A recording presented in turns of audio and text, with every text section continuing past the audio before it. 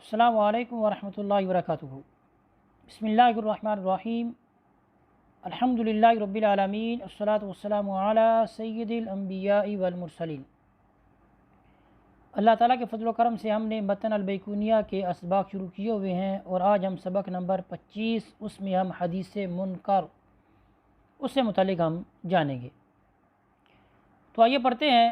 قال الناظم رحمہ اللہ سبحانہ وتعالی ونفعنا به وبعلومكم الى ان قال والمنکر الفرد به راو غدا تعدیلہ لا يحمل التفرد۔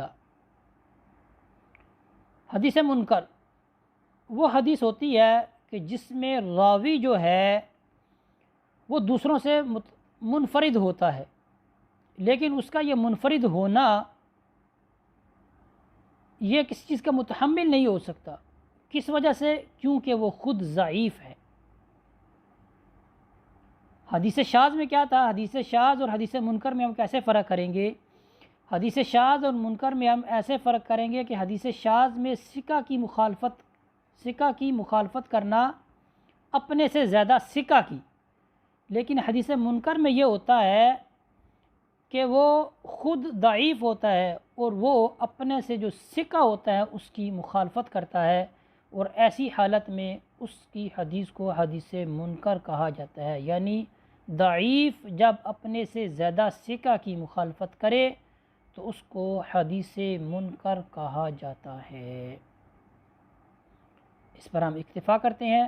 آج کا جو ہمارا سبق تھا حدیث منکر، والمنکر الفرد به راو غدا تعدیلہ لا يحمل التفرد، یعنی حدیث منکر میں جو راوی منفرد ہوتا ہے دوسروں سے، اس کا منفرد ہونا وہ متحمل نہیں ہو سکتا کہ اس پر اعتماد کیا جا سکے۔ کیونکہ وہ ضعیف راوی ہے، ٹھیک ہے، وہ خود ضعیف ہے، اس وجہ سے اس کا منفرد ہونا متحمل نہیں ہو سکتا، یہاں تک کہ اس کو وہ حدیث کے اوپر والے درجوں میں سے کسی میں شمار کیا جائے۔ اسی پر اکتفا کرتے ہیں۔ وصلی اللہ علی سیدنا و مولانا محمد وبارک وسلم علیہ والحمد للہ رب العالمین۔